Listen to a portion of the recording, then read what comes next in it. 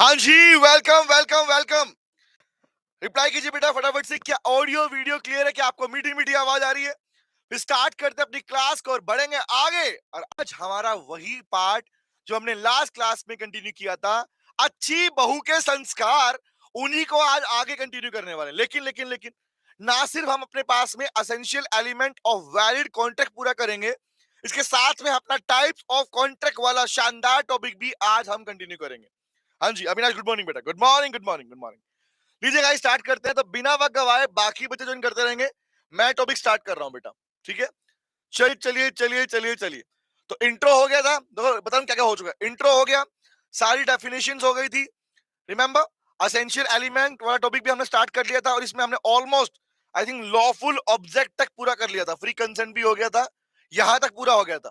आपके पास अराउंड हम लोगों ने बेटा ये इतने पार्ट तक पूरा कर लिया था। रिमेंबर, अब इसके असेंशियल एलिमेंट में नेक्स्ट असेंशियल एलिमेंट स्टार्ट कर रहा हूं मैं। चले ओके, आइए बात करते हैं। लीजिए गाइस, स्टार्ट करते हैं। तो आओ भैया आओ, थोड़ी बातें हो जाए। हाँ, बातें तो होनी चाहिए सर, बातों में तो मजा आता है।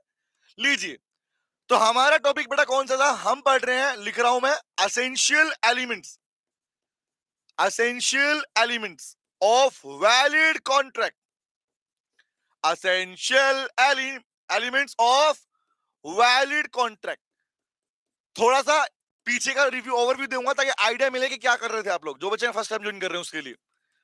सुनो भाई लोगों, जब भी ये कहा जाता है या सुना जाता है कि भैया कॉन्ट्रैक्ट वैलिड क्यों बनाया जा रहा है, सिंपल सी बात याद करो भाई। कॉन्ट्रैक्ट बना रहे हो, ठीक है, समझ में आई बात। बट कॉन्ट्रैक्ट वैलिड चाहिए, क्यों चाहिए valid? What is the meaning of valid contract guys? Simple सी बात याद रखना, क्योंकि वैलिड कॉन्ट्रैक्ट ही वो कॉन्ट्रैक्ट होता है जो पार्टीज को, मतलब प्रोमिसर प्रोमिसी को लीगल ऑब्लिगेशन में बांधता है। मतलब लीगल ऑब्लिगेशन प्रोवाइड करता है, विच मींस उन्हें राइट देता है लीगल एक्शन लेने का। Right to take legal action, right to take legal action. और लीगल एक्शन बोले तो मतलब केस डालने का right, right to file a suit, case डालने का राइट। तो ये वजह है कि हमेशा हम लोग, आप लोग हमेशा दौड़ते हैं, भागते हैं किसके पीछे? कि कॉन्ट्रैक्ट वैलिड बन जाए। तो सर एक बात बताओ, एक क्वेश्चन मेरा आप लोगों से पूछ रहा हूं, क्या अगर कॉन्ट्रैक्ट वॉइड हुआ, वॉइडेबल हुआ, तो क्या वहां राइट नहीं मिलता? नहीं मिलता भाई लोगों, नहीं मिलता। ऑलवेज रिमेंबर, ये लीगल एक्शन लेने का राइट प्रोमिसर प्रोमिसी के पास सिर्फ और सिर्फ तभी होता है जब कॉन्ट्रैक्ट वैलिड होता है। वैलिड नहीं बना, लीगल एक्शन लेने का राइट भी नहीं हुआ। मतलब कल को किसी पार्टी ने अगर कॉन्ट्रैक्ट तोड़ दिया तो बेटा सामने वाली पार्टी कुछ नहीं बिगाड़ पाएगी, उसका कुछ भी नहीं बिगाड़ पाएगी। तो उसलिए हमारे पास में कॉन्ट्रैक्ट को वैलिड बना रहे होते हैं। ओके, चले। अब बात हम लोगों ने स्टार्ट की थी हमारे उसी असेंशियल एलिमेंट को लेके। याद करने के लिए हमने इसको बोला था अच्छी बहू, वैलिड कॉन्ट्रैक्ट, संस्कार, असेंशियल एलिमेंट। तो हम इसमें पढ़ चुके थे, याद करो कौन कौन से पढ़ चुके हैं। हम लोगों ने अपनी लास्ट क्लास में लॉफुल ऑफर, लॉफुल एक्सेप्टेंस कर लिया। हाँ कर लिया, याद है? लॉफुल ऑफर भी हो गया, अनलॉफुल एक्सेप्टेंस भी हो गया, ये भी हम लोगों ने कर लिया। और याद रखो इनके प्रोविजन, याद रखना कि ऑफर लॉफुल कब होता है, रिमेंबर एक्सेप्टेंस लॉफुल कब होता है। हमने सेकंड पार्ट भी कर लिया था। सेकंड संस्कार क्या था? Intention to create legal relationship. Intention to create, मैं अभी बता रहा हूं लास्ट क्लास में क्या हो चुका है। Intention to create legal obligation, ये भी हमारा हो गया। नंबर 3 हम लोगों ने पढ़ा था अपना लॉफुल कंसिडरेशन होना चाहिए। कंसिडरेशन अगर लॉफुल नहीं हुआ तो कॉन्ट्रैक्ट भी वैलिड नहीं बनेगा। तो याद है ना कब होता है कंसिडरेशन लॉफुल? क्योंकि सिंपल सी बात याद रखो, क्या याद था? गुड मॉर्निंग आयुष बेटा। कंसिडरेशन लॉफुल कब होता है भाई लोगों, बताओ। सर सिंपल सी बात ना, अगर कंसिडरेशन के सभी लीगल रूल फुलफिल होंगे तो कंसिडरेशन लॉफुल होगा। कंसिडरेशन लॉफुल होगा तो उससे बनने वाला कॉन्ट्रैक्ट भी क्या बनेगा? वैलिड कॉन्ट्रैक्ट बनेगा। क्लैरिटी थी? फिर हमने पढ़ा था हमारे पास में कौन सा था? Capacity of parties. Parties capable होनी चाहिए। कैपेसिटी ऑफ पार्टीज मतलब लीगली उनके पास ये राइट एबिलिटी है या नहीं कि कॉन्ट्रैक्ट बना सके। हमने बात की माइनर के बारे में, लुनेटिक के बारे में, इडियट के बारे में, ड्रंकर्ड पर्सन के बारे में, तो हम बात कर चुके थे। फिर हमने अपने पास कौन कौन से, मैं बता रहा हूँ कौन कौन से पढ़ लिए थे। डी के बाद हम लोग आए थे अपने ई पार्ट के ऊपर। कुछ लगे तो बताना इसमें से हमारे पास में। हमने फिर किया फ्री कंसेंट वाला पार्ट, कि कंसेंट फ्री होना चाहिए वरना कॉन्ट्रैक्ट वैलिड नहीं बन पाएगा। फिर हमने अपना किया ई का एफ पार्ट, कौन सा? Lawful object. ऑब्जेक्ट लॉफुल होना चाहिए, वरना कंसिडर, वरना कॉन्ट्रैक्ट वैलिड कॉन्ट्रैक्ट नहीं बनेगा। अब मैं इससे आगे कंटिन्यू कर रहा हूं, चले आगे बढ़ू, लीजिएगा स्टार्ट करते हैं। तो इतना पार्ट हमारा हो गया एसेंशियल एलिमेंट में। अब मैं आ रहा हूं नेक्स्ट पार्ट के ऊपर। 1 2 3 4 5 6 या 7 लेके आ रहा हूं मैं, ठीक है। नोट करो सेवंथ वाला पार्ट।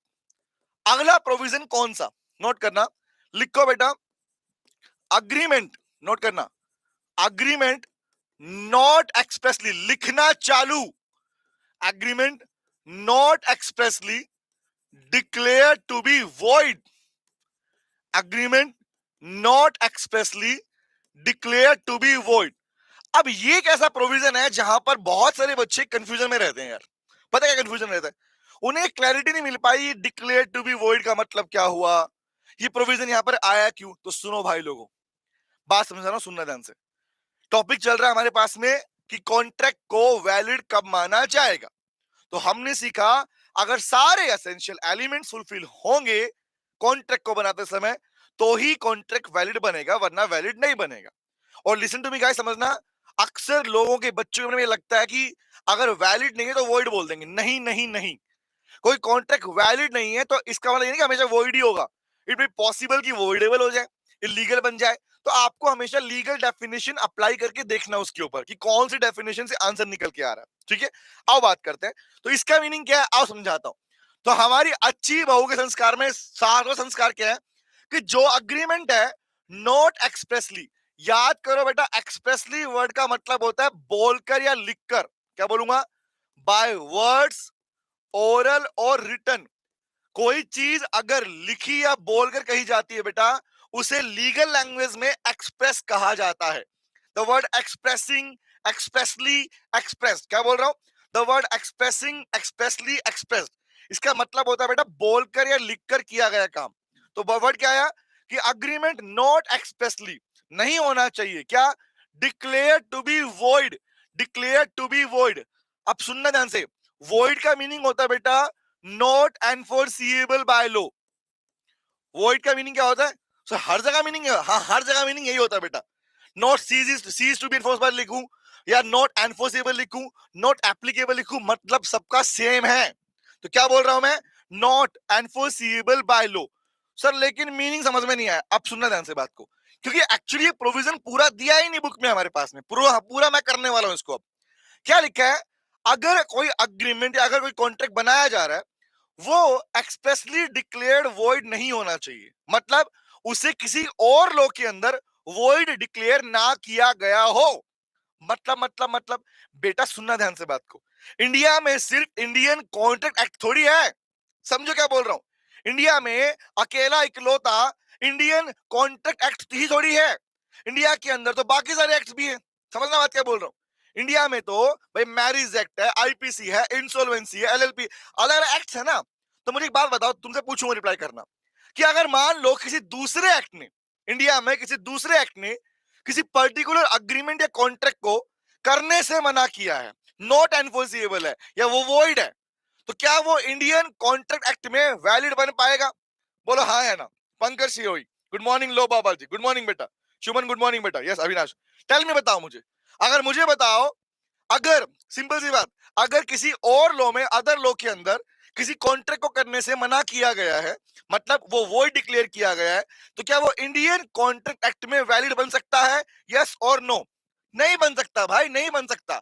तो वही लॉ ने यहाँ पे बोला, लाइन पूरी करते हैं, क्या बोला, तो अगर आपने नहीं लिखा है तो अपनी बुक में भी चेंज कर लो, अपने मॉड्यूल में भी चेंज कर लो। क्या लिखा है, agreement not expressly declared to be void, लिखो in any other act, in any other act, किसी और एक्ट के अंदर भी वो वॉइड डिक्लेयर नहीं होना चाहिए। आपके मॉड्यूल में, बुक्स में सिर्फ यहां तक लिखा गया, आगे लिखा ही नहीं गया।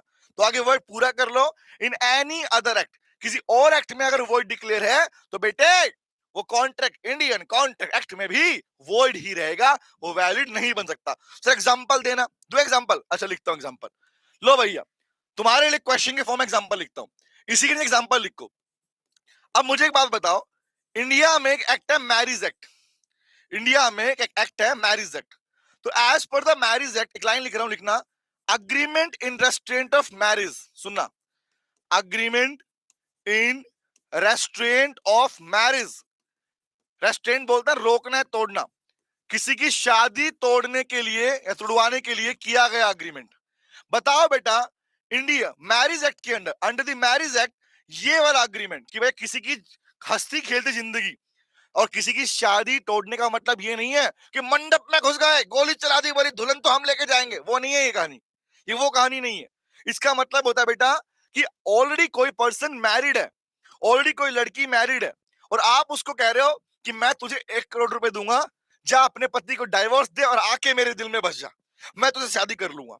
इसको बोलते हैं शादी तोड़ना, ऑलरेडी मैरिड के पार्ट में शादी तोड़ देना।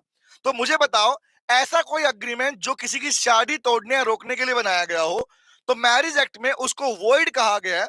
It is void under the marriage act, void under the marriage act. तो जवाब दो, अगर मैरिज एक्ट में मना है तो क्या वो इंडियन कॉन्ट्रैक्ट एक्ट में वैलिड बन सकता है क्या? रिप्लाई करो, सोचो। गुड मॉर्निंग बेटा भूना, क्या वो इंडियन कॉन्ट्रैक्ट एक्ट में वैलिड बन सकता है? बताओ ना। किसी की शादी तोड़ना, लीगल प्रोसीडिंग्स को रोकना, कानूनी कार्यवाही होता है ना, agreement in restraint of legal proceedings. भाई कानूनी कार्यवाही रोकना मतलब समझते हो ना अपने पास में, तुम आईपीसी को चुनौती दे रहे हो इन शॉर्ट। बोलो क्लियर हुआ? तो याद रखना, इस लाइन का पूरा मीनिंग ये बनता है बेटा कि किसी और एक्ट में लिखा हुआ है, वहां मना किया गया है, तो कॉन्ट्रैक्ट एक्ट भी उसे अलाउ नहीं करेगा। नहीं सर, नहीं सर, नहीं सर, नहीं सर। रिप्लाई आगे नो नो नो। क्लियर है? तो ये प्रोविजन कौन सा था हमारे पास में? अच्छी बहू के संस्कार का हमारा अगला प्रोविजन था। ये था हमारा अच्छी बहू के संस्कार का नेक्स्ट प्रोविजन। ये रहा बेटा, मैंने मॉड्यूल अपने पास बुक में प्रॉपर नोट्स में दिया आपको। ये agreement not actually declare to be void, क्योंकि प्रॉपर यहां तक लिखा जाता है, बट मैंने यहाँ पे मेंशन किया प्रॉपरली इसका प्रॉपर मीनिंग क्या है बेटा। चले आगे बढ़े। अब आता हूं मैं नेक्स्ट के ऊपर। अगला लिखो, अगला लिख के, हाँ अगला लिखो। तो 7th हो गया, 8th पे आता हूं। अच्छी बहू के संस्कारों में हमारा नया संस्कार लिखो बेटा, पॉसिबल टू परफॉर्म।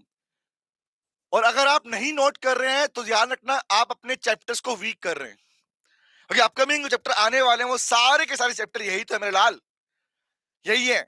अभी जो मैं लिखने वाला हूं पॉसिबल टू परफॉर्म, चैप्टर का नाम है परफॉर्मेंस ऑफ कॉन्ट्रैक्ट, वो यही है बेटा।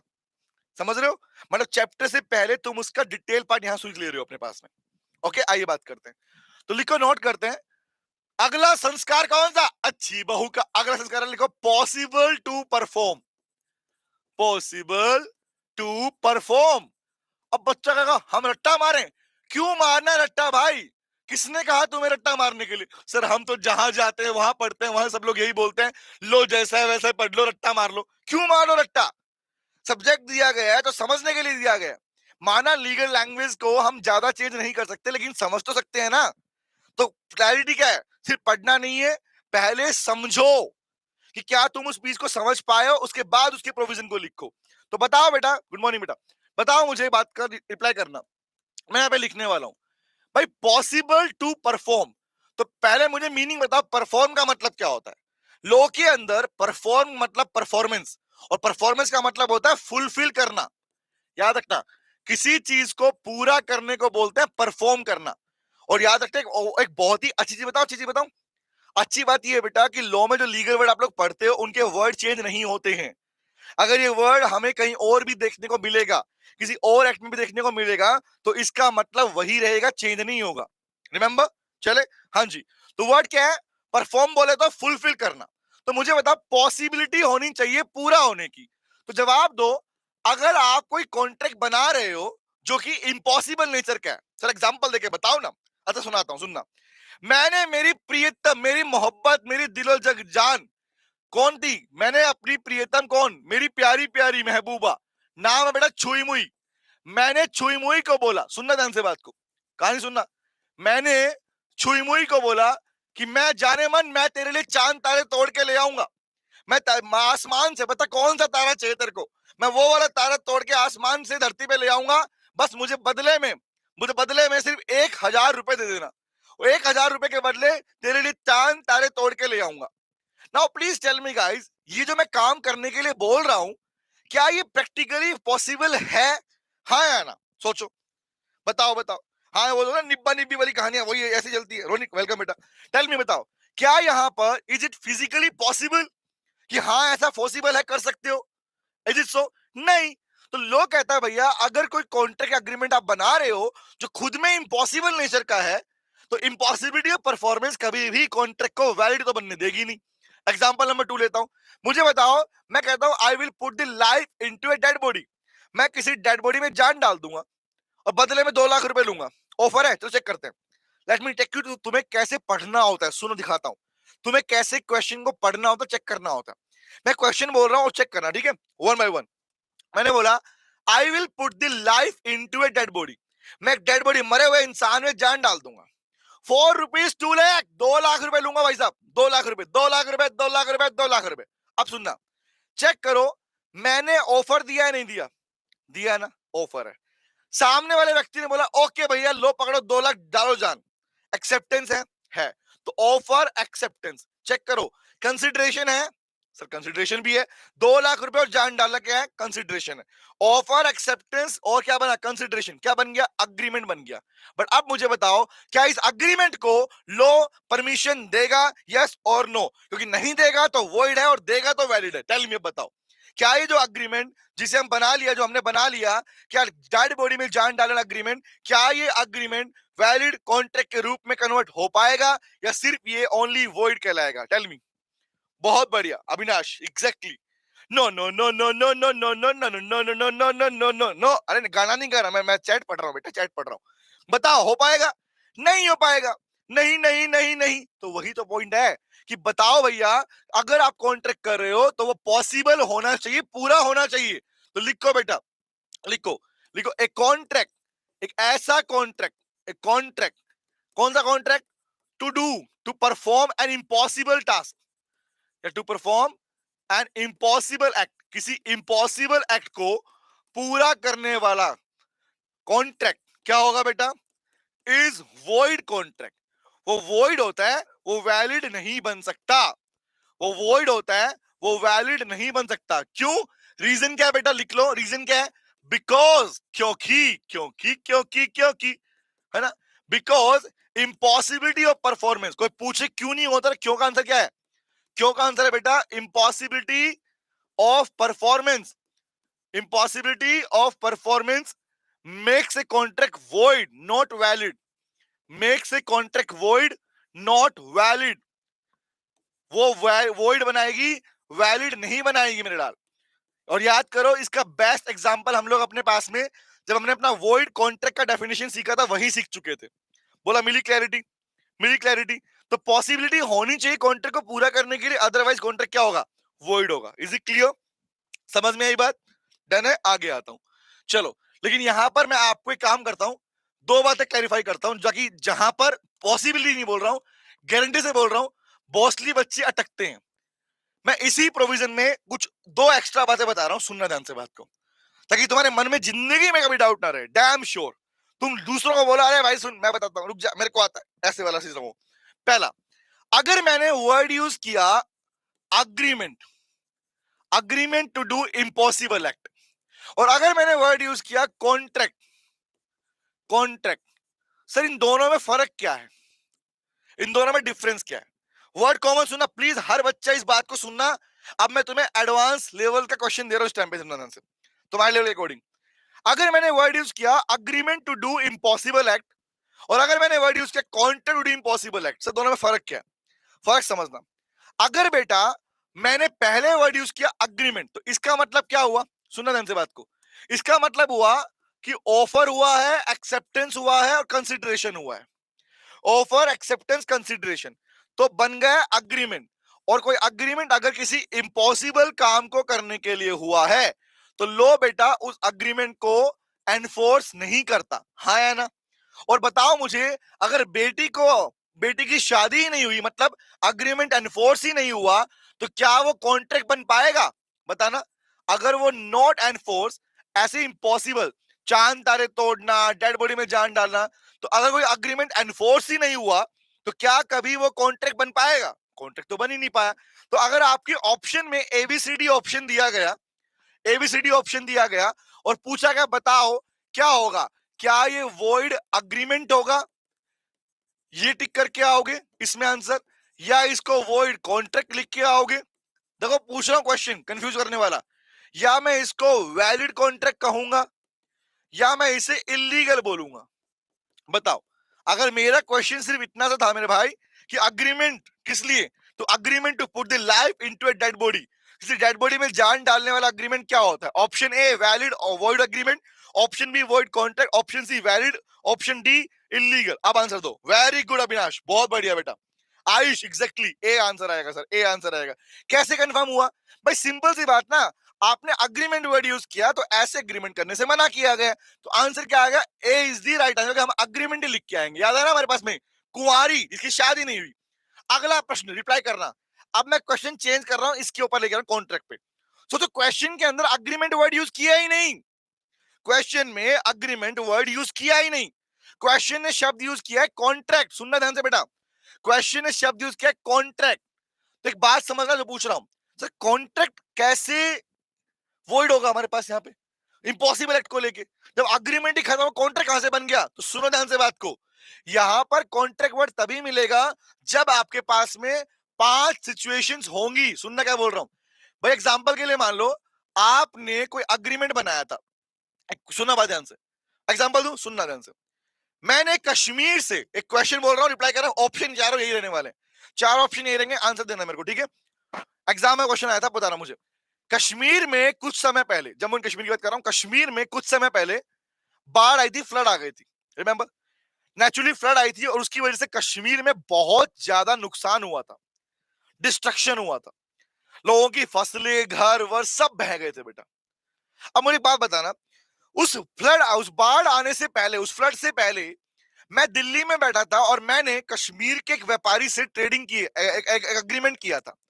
मैंने एक एग्रीमेंट किया था कि भैया वो मुझे कश्मीर से, जो ग्रीन एप्पल आते हैं, ग्रीन एप्पल ना, हरे वाले एप्पल आते हैं, वो कश्मीर वाले, वो कश्मीर से मुझे 100 kg ग्रीन एप्पल सप्लाई करेगा। मेरा एग्रीमेंट था 100 kg ग्रीन एप्पल सप्लाई करेगा 100 रुपए किलो के हिसाब से। ये मैंने उसको ऑफर दिया था, उसने एक्सेप्ट किया था, हमारे बीच में कंसिडरेशन था, अग्रीमेंट बन चुका था। तो बताओ ना भैया, एप्पल खरीदने वाला अग्रीमेंट क्या लो मना करेगा? नहीं कर सकते। क्वेश्चन देना मुझे। जब मैंने उससे पहले, बाढ़ से पहले की बता रहा हूं बात मैं, बताओ मुझे, जब मैंने उससे अग्रीमेंट किया था, सुनना ध्यान से बात को, एडवांस क्वेश्चन दे रहा हूं आप लोगों को उस टाइम में। जब मैंने उससे अग्रीमेंट किया था कि भैया वो मुझे ग्रीन एप्पल सप्लाई करेगा 100 रुपीज kg के हिसाब से, तो अग्रीमेंट तो बन गया था। तो लो इस अग्रीमेंट को कॉन्ट्रैक्ट में कन्वर्ट करेगा, हो गया ना? तो मतलब क्या हुआ? मतलब अग्रीमेंट थोड़ी बोलूंगा अब मैं बोलूंगा भैया बाढ़ आने से पहले मेरा क्या था? कॉन्ट्रैक्ट था या अग्रीमेंट था? टेल मी, बताना मुझे। बाढ़ के आने से पहले मेरा उसके साथ क्या था? अग्रीमेंट था या कॉन्ट्रैक्ट था? सर आपका तो कॉन्ट्रैक्ट बन गया, क्योंकि रीजन क्या था भाई? एप्पल के लिए क्या था? ऑफर था, एक्सेप्टेंस था, कंसिडरेशन था। तो अग्रीमेंट क्या बन गया था भाई? एप्पल सप्लाई करना अग्रीमेंट क्या था? इसको लो ने एनफोर्स कर दिया होगा, तो क्या बन गया होगा? कॉन्ट्रैक्ट बन गया होगा, है ना? बट मुझे बताओ, वेरी गुड, कॉन्ट्रैक्ट बन गया। बट मुझे बताओ, जैसे ही कॉन्ट्रैक्ट बनने के बाद में बाढ़ आ गई, फ्लड आ गई, और फ्लड की वजह से क्या हुआ? जो पूरा सामान था वो डिस्ट्रॉय हो गया, नष्ट हो गया भाई साहब।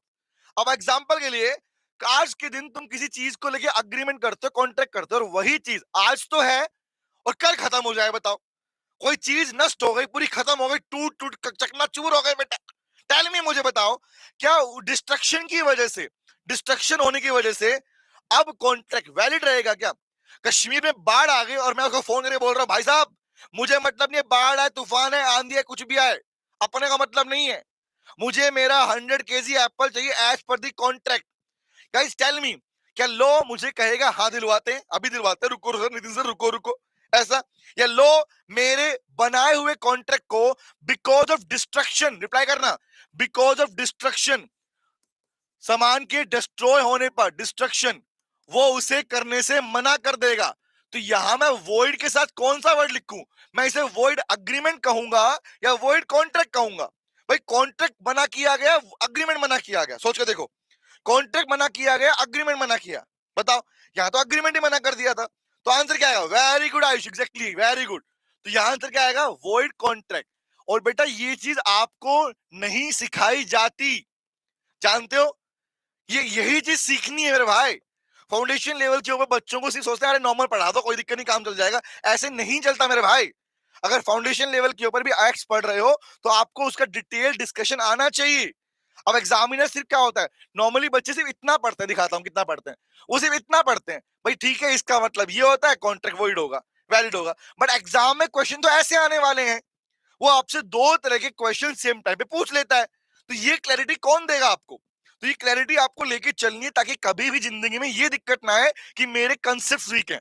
एज यू नो दिस, जो आप फाउंडेशन में आज पढ़ रहे हो उसी का एडवांस वर्जन इंटर में आने वाला है मेरे भाई।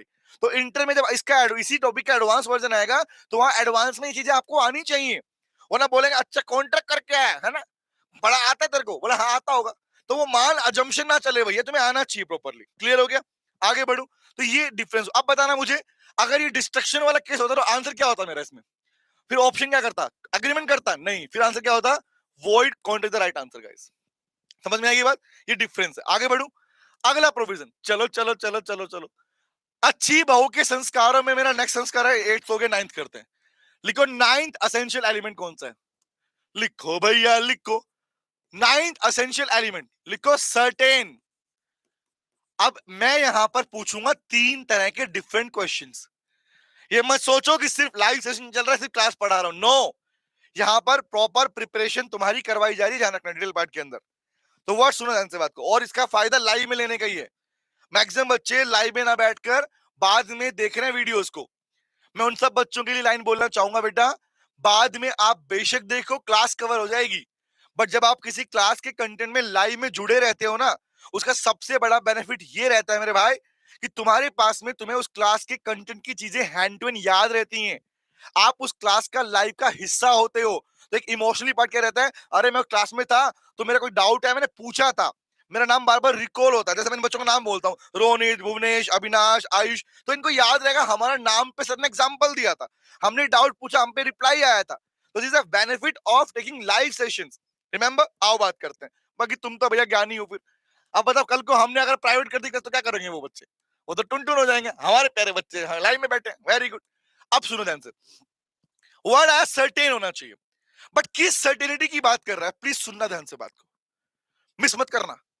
अच्छी बहू के संस्कारों में अगला संस्कार सर्टेन है। सर्टेन का मीनिंग होता है निश्चित, बट क्या सर्टेन, आओ समझो। सुनो बात ध्यान से बेटा, सर्टेन का मतलब क्या बोल रहा है? लो कहता है किसी भी कॉन्ट्रैक्ट को जब बना रहे हो तो उसके टर्म्स एंड कंडीशन, क्या बोलूंगा? The terms and condition, the terms and condition of a contract, of a contract, सुनते रहो भाई लोगों। The terms and condition of a contract, जो कॉन्ट्रैक्ट बना रहे हो उसके टर्म्स एंड कंडीशन लिखो, must be certain, must be certain, निश्चित होने चाहिए। बट बच्चों ने पढ़ तो लिया, क्लैरिटी क्या मिलेगी भैया? अब मैं 3 तरह के प्रश्न पूछने वाला हूं, रिप्लाई करना, ठीक है? सुनना ध्यान से। मेरा पहला प्रश्न, मेरा पहला प्रश्न, 3 टाइप के क्वेश्चन पूछूंगा, ठीक है? फर्स्ट क्वेश्चन है, फर्स्ट क्वेश्चन सुनना। मैंने बोला I will sell you something, I will sell you something, something something, सुनना। I will sell you something for ₹1000। मेरा क्वेश्चन नंबर 1। अगला पहला प्रश्न, क्वेश्चन नंबर 2 पूछता हूं, लिख रहा हूं। I will sell my bike, I will sell my bike, bike to you, motor bike to you ₹4, या 4 लिखो, 4 to you for some rupees, for some amount. Question number 2। Question number 3 पूछता हूं, reply करना बाद में, पहले पूछूंगा, 3 लिख रहा हूं मैं। नेक्स्ट इज, थर्ड है I will sell you something, I will sell you, गाना बन गया तो ना, I will sell you something to you, I will sell you something for whatever amount, for whatever amount you wants to pay, whatever amount you wants to pay, जो पैसा तुम देना चाहो, you wants to pay। और ये तो तुम्हारे साथ होता है ना, कई बार ऐसा होता है ना, अरे बेटा कोई नहीं, ले जा ले जा ले जा, बाद में देख लेंगे पैसा। अब सुनो ध्यान से, यहां पर मैंने 3 तरह के एग्जांपल लिए, दैट मींस 3 तरह के क्वेश्चंस बन सकते हैं। समझो क्लैरिटी नालायको, खाली पढ़ो मत, समझो। क्लैरिटी कहां से मिलेगी? क्योंकि 3 ही तरह के क्वेश्चन इस पार्ट पे बन सकते हैं। तो मैंने वर्ड यूज किया सर्टेन। तो सर्टेन क्या? अब सुनो, लो कहता है भैया किसी भी कॉन्ट्रैक्ट के टर्म्स एंड कंडीशन, किसी भी कॉन्ट्रैक्ट के टर्म्स एंड कंडीशन सर्टेन, निश्चित होने चाहिए, अनसर्टेन नहीं होने चाहिए। क्या बोला? सर्टेन होने चाहिए, must be certain, not uncertain. वो अनसर्टेन नहीं होने चाहिए, या वेग, वेग बोलता है हिडन को, या छिपे हुए नहीं होने चाहिए। तो मतलब क्या हुआ? तो पहले तो ये समझो ना लाइको कि भैया टर्म्स कंडीशन का मतलब होता क्या है। तो याद रखना, लॉ के अंदर कॉन्ट्रैक्ट के टर्म्स कंडीशन का मेनली मतलब होता है उस कॉन्ट्रैक्ट के अंदर लिखा हुआ अमाउंट और ऑब्जेक्ट। रिपीट कर रहा हूं, उस कॉन्ट्रैक्ट में लिखा हुआ अमाउंट और ऑब्जेक्ट। ऑब्जेक्ट किसको बोलते हैं, पढ़ के आए हो? ऑब्जेक्ट का मतलब होता है गुड्स, या फिर कोई सर्विस हो सकती है, या कोई फिर सर्विस। समझ रहे क्या बोल रहा हूं? तो कोई amount plus object, amount plus object जो कि ऑलरेडी कंसिडरेशन भी कहलाता है बेटा, वो सर्टेन होना चाहिए।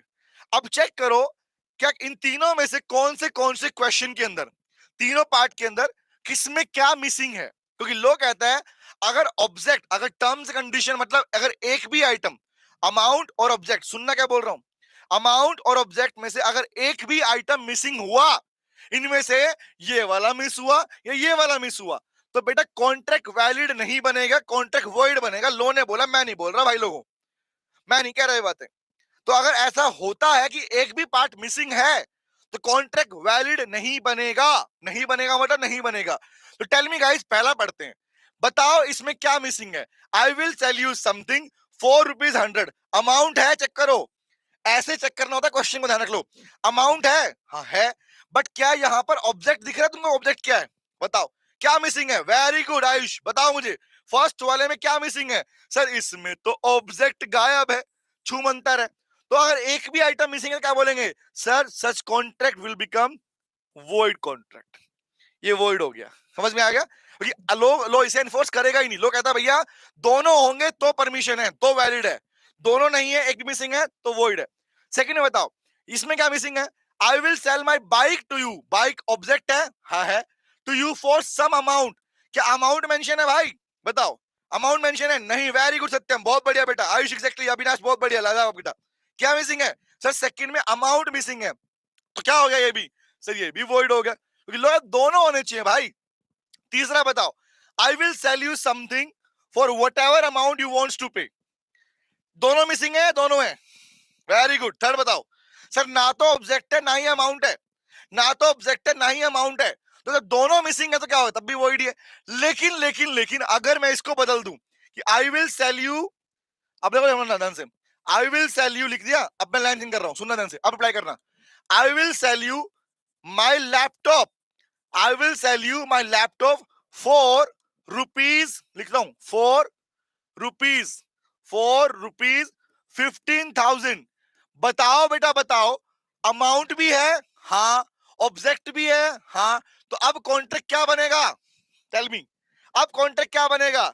अगर दोनों में से कोई भी मिसिंग नहीं है, दोनों के दोनों हैं, वेरी गुड। आप क्या बोलोगे? Such contract is valid because the terms and condition are certain. Such contract is valid because the terms and conditions are certain. बोलो, मिली क्लैरिटी? समझ में आई क्लैरिटी? और देखो सर्टेन के ऊपर इससे ज्यादा क्वेश्चन बन ही नहीं सकते, तीन ही क्वेश्चन बन सकते हैं बेटा। समझ में आई क्या बात है? क्लियर होगी? अब समझ में आई बात? तो ऐसे पढ़ना है इस पार्ट को मेरे लाल। समझ में आ गया? आगे बढ़ू, चले आगे बढ़े, नेक्स्ट पे आता हूं। अगला प्रश्न, चलो चलो चलो चलो, नाइन्थ हो गया आज। और जब मैं आपको इंटर में पार्ट पढ़ाता हूँ ना अपने पास में, तो वहां पर यही पार्ट पैराग्राफ फॉर्म में लिखवाता हूँ ताकि तुम्हें लिखने वाला पार्ट भी प्रैक्टिस हो जाए। ठीक है, आगे आते हैं गाइस। नाइन्थ हो गया, टेंथ पे आता हूं। अगला प्रोविजन कौन सा, लिखो तो सही, लिखो।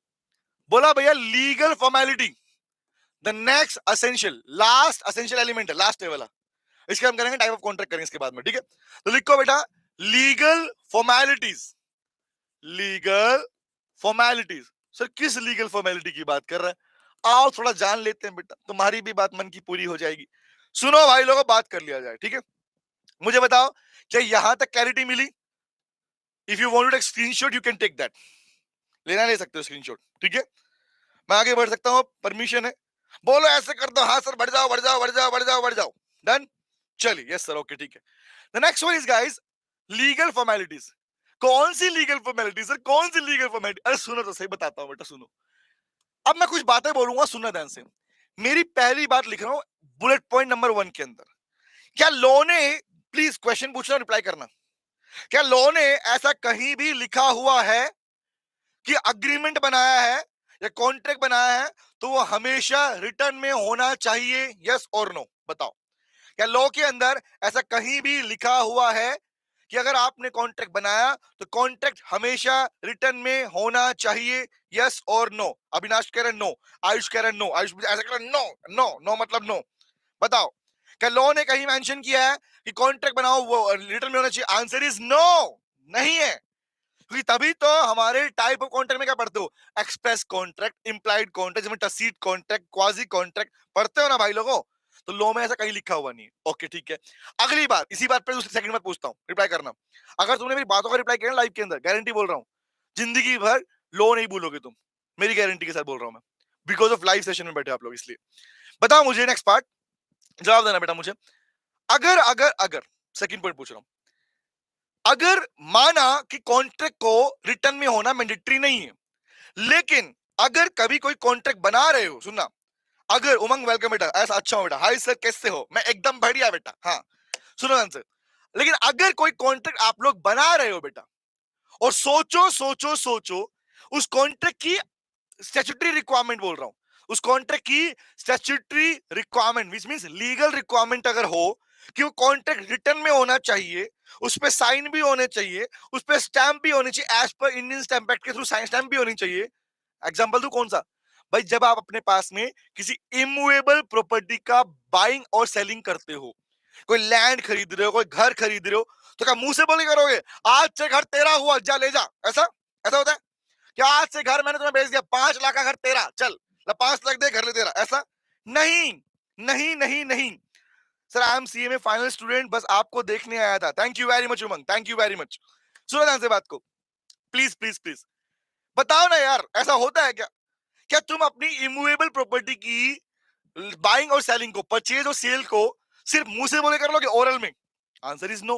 अब आप बोलोगे सर ये कहां लिखा हुआ? सुनो ध्यान से बात क्या बोल रहा हूं बेटा, हमारे लॉ में एक एक्ट है, सिलेबस में नहीं है बट लॉ में एक एक्ट है, नाम है transfer of property act 1882, transfer of property act, जो कि डील करता है इमूवेबल प्रॉपर्टी की बाइंग और सेलिंग को लेकर।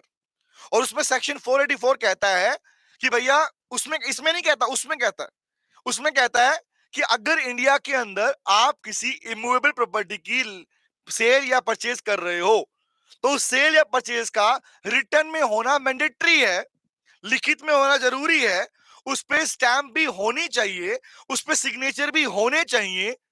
तो जवाब दो, क्या अगर रिक्वायरमेंट है, कहां लिखी है? मैंने लिखी है ना, आपने नहीं लिखी। लॉ की रिक्वायरमेंट है भाई, स्टैट्यूट की रिक्वायरमेंट है भाई। अगर नॉर्मली कॉन्ट्रैक्ट ओनर हो सकता है, लेकिन ध्यान रखना, अगर एक्ट की रिक्वायरमेंट ही है कि होना चाहिए, तो जवाब दो, क्या वो होना चाहिए या नहीं होना चाहिए? अगर मान लो वो कॉन्ट्रैक्ट तुम कर रहे हो और वहां पर तुमने रिटर्न नहीं किया, स्टैंप नहीं लगाई, साइन नहीं किया, रजिस्ट्री नहीं करवाई, तो बताओ बेटा, क्या वो कॉन्ट्रैक्ट वैलिड बनेगा या वॉइड बनेगा? टेल मी, बताओ बताओ बताओ बताओ, क्या वो कॉन्ट्रैक्ट वैलिड बनेगा या वॉइड बनेगा? वेरी वेरी गुड, रिप्लाई करना मुझे, मैं लिखता हूं इस बात को। तो मेरी पहली लाइन में लिख रहा हूं, तुम रिप्लाई करते रहो। कौन सा लिख रहा हूं? Sir generally, I am writing the word generally, generally क्या? Generally a contract, generally a contract, और I can use the word agreement, may be made by, agreement is made by, is made by, कैसे? Words बोलकर, oral या written, हो सकता है, हाँ हो सकता है। बट क्वेश्चन लिख रहा हूं, बट, लेकिन, किंतु, परंतु, बट, बोला but if it is the statutory requirement, लिख रहा हूं, but if it is the statutory requirement. Sir word समझना, स्टैट्यूटरी मतलब स्टैट्यूट, स्टैट्यूट मतलब लॉ, समझ रहे हो क्या बोलूंगा मैं? If it is statutory requirement, अगर किसी एक्ट की स्टैट्यूटरी रिक्वायरमेंट है, किसी कॉन्ट्रैक्ट की स्टैट्यूटरी रिक्वायरमेंट है, स्टैट्यूट मतलब लीगल रिक्वायरमेंट है मेरे भाई, legal legal legal legal requirement है। किस बात की लीगल रिक्वायरमेंट? दैट, क्या? दैट इट मस्ट बी, कि वो होना चाहिए, लिखते रहो अब, it must be in writing, कि वो रिटर्न में होना चाहिए। It must be sign, duly sign, पहले साइन होने चाहिए उसके ऊपर। इट मस्ट बी रजिस्टर्ड, उसके ऊपर रजिस्ट्री होनी चाहिए। और कौन सा? It must be registered, it must be duly stamp as per the Indian stamp act 1889, उस पर स्टैंप होनी चाहिए। तो जवाब दो मेरे भाई, जवाब दो इस बात का मुझे। अगर किसी कॉन्ट्रैक्ट की रिक्वायरमेंट ही ऐसी हो कि वो होना चाहिए, तो बताओ बेटा, क्या अगर वो इनमें से कोई भी मिसिंग हुआ तो, रिटर्न में नहीं हुआ तो, बताओ, साइन नहीं हुए तो ऐसी सिचुएशन के अंदर मैं उस कॉन्ट्रैक्ट को क्या नाम दूं? इस कॉन्ट्रैक्ट को मैं क्या नाम दूं? वैलिड कहूंगा या वॉइड कहूंगा? वैलिड कहूंगा या वॉइड कहूंगा? अगर एक भी आइटम छूट गया तो वेरी गुड सर, वो कॉन्ट्रैक्ट बनेगा वॉइड कॉन्ट्रैक्ट। और अगर सब रिक्वायरमेंट पूरी नहीं हुई तो क्या बनेगा? If any of the requirement will not be fulfilled, answer is the contract will become void, it will not be a valid contract। वो वैलिड नहीं बनेगा, नहीं बनेगा, नहीं बनेगा, नहीं बनेगा, नहीं बनेगा, नहीं बनेगा। तो एग्जांपल भी लिख लो इसके ऊपर, एग्जांपल के रूप में लिख लो, लिखो सेल ऑफ, लिखो sale and purchase, sale and purchase of immovable property. Land building को बोलते हैं इमूवेबल प्रॉपर्टी। लैंड को, बिल्डिंग को, इनको खरीदने के लिए जो करते हो, वो उसकी से हमेशा पार्ट आपका रिटर्न में होना मैंडेटरी है बेटा। बोलो क्लियर हुआ? और ये था तुम्हारा essential element of valid contract, यहां खत्म होता है। और ये पूरा पार्ट तुम्हारा खत्म हो गया, जिसको हमने नाम दिया था अच्छी बहू के संस्कार। अच्छी बहू कौन? Valid contract. संस्कार का नाम क्या दिया? Essential element.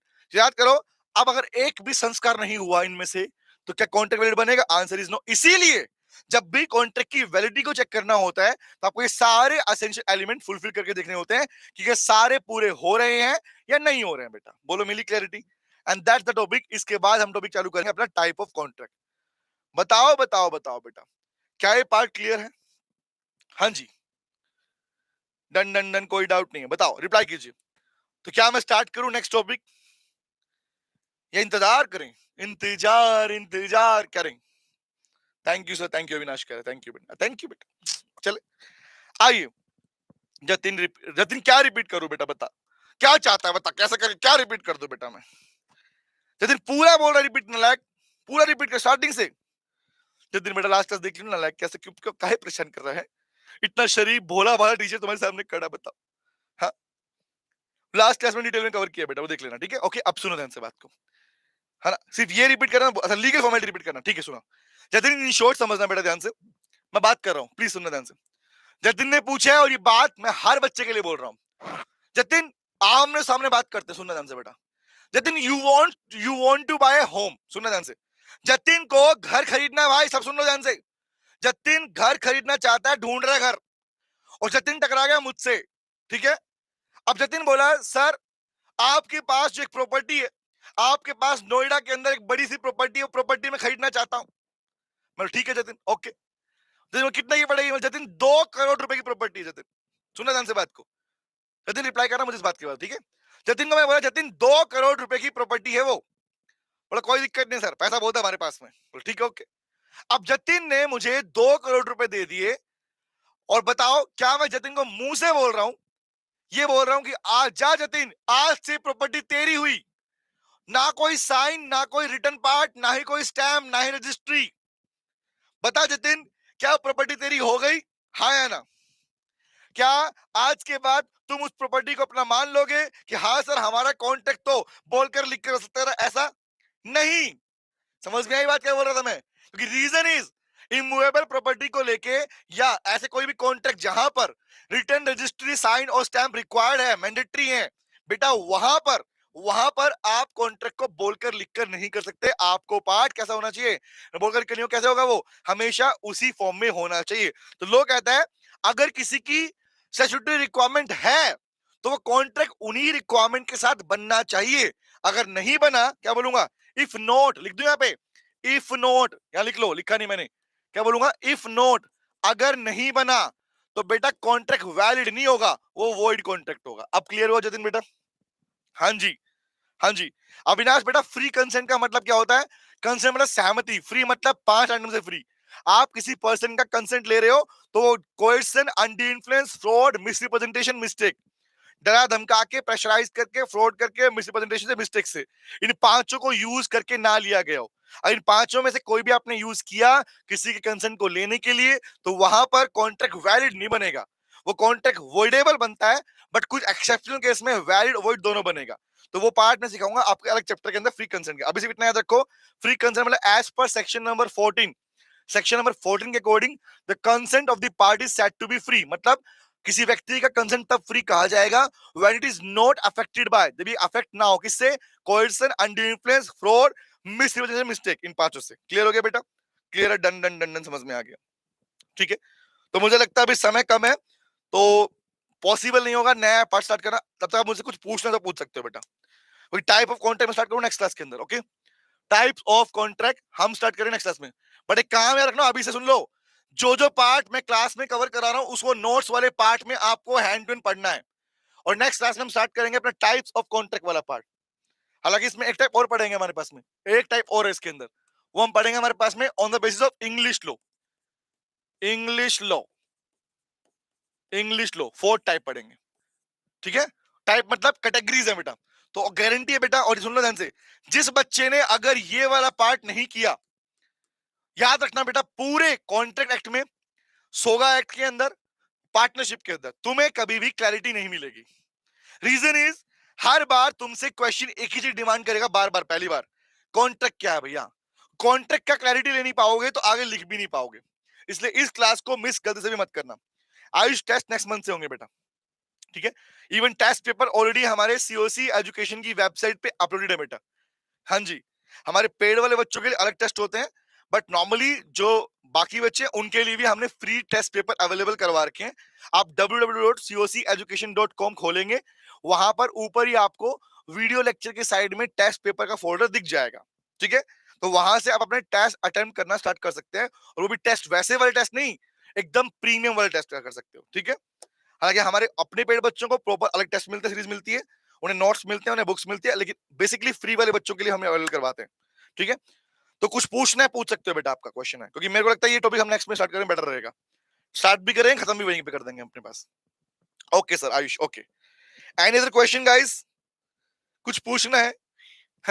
समझ में आया नहीं आया, क्या दिक्कत है बताओ, कुछ पूछो।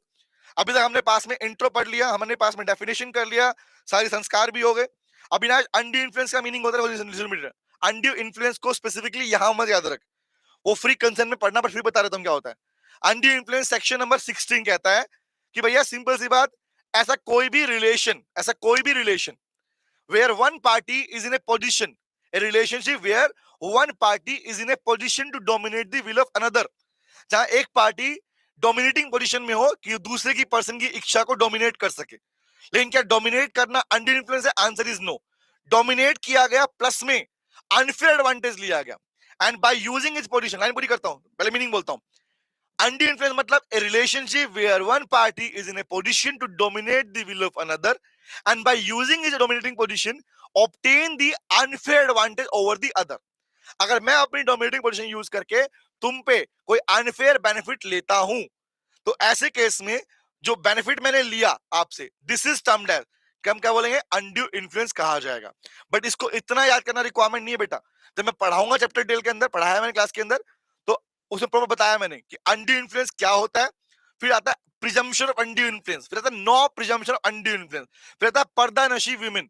ये 4 पार्ट में से पढ़ना होता है। अगर आपने गलती करी तो गारंटी है बेटा मिस्टेक हो जाएगी हमारे पास। तो इसलिए मैंने डेफिनेशन बताई आपको, कभी पूरा पार्ट नहीं बताया आपको, वो चैप्टर में पढ़ाऊंगा बेटा। ओके, बोलो बोलो बोलो, अपने मुख के द्वार खोलो। तो बार बार बोले हमारे पास में, हाँ जी हाँ जी। आयुष कह रहा आप इंस्टा पे हो बेटा, पेड़ पे जंगल में रहता हूं बेटा। हाँ, यहां से निकलने का सीधा जंगल में चल जाता हूं बेटा मैं। हाँ, तूने गाना नहीं सुना मेरे मुंह से, जंगल जंगल बात चली है पता चला, वो मैं ही हूँ बेटा। हाँ मैं ही हूँ बेटा। वैसे ही मुझे नाम दिया बाबा, पता है, सब मुझे आज को घर में बाबा बोलते हैं कि लो बाबा जी खाना खा लो, बताओ। अरे बाबा बन ही गया हूं, जो निकल रहा हूँ तपस्या के ऊपर बेटा। अविनाश गाना मुझे नहीं आता बेटा, मैं बेसुरी आवाज में गाना गाता हूँ बस सिर्फ। हाँ जी, तो गाइस होपफुली मुझे लग रहा है कि कोई डाउट आप लोगों के नहीं है, जो मुझे लगा डाउट मिलने चाहिए। बताओ डाउट नहीं लाइक, कैसे बच्चे तुम डाउट नहीं देते मेरे को। ठीक है, तो सी यू गाइस, मिलते हैं नेक्स्ट क्लास में। Thank you very much. आज थोड़ी क्लास जल्दी खत्म कर रहे हैं क्योंकि एक्चुअल टॉपिक हमारा खत्म हो गया, और ये पार्ट मैं शुरू करूंगा नेक्स्ट क्लास के अंदर। तब तक क्या करो, अब जाओ गाना, अब गाओ गाना, गाओ गाना कौन सा, बाय बाय और टाटा सी यू अगेन। क्या बोला? अभी नहीं। अच्छा कॉन्टेक्ट बेटा, आयुष, आप हमारी सीओसी एजुकेशन की जो टीम है उसे कनेक्ट कर सकते हो, वो आपको मुझसे कनेक्ट करवा देगी, ठीक है? हाँ जी, हाँ। अविनाश मेरा नाम आप दे दो, अविनाश अविनाश अविनाश, ठीक है? ओके सुनो, बाय बोलते हैं, मिलते हैं नेक्स्ट क्लास में बेटा। कौन सा गाना? बाय बाय और टाटा, सी यू अगेन, ओए परसों मिलेंगे तेरे मेरे नैन, बाय बाय बेटा, बाय, टेक केयर।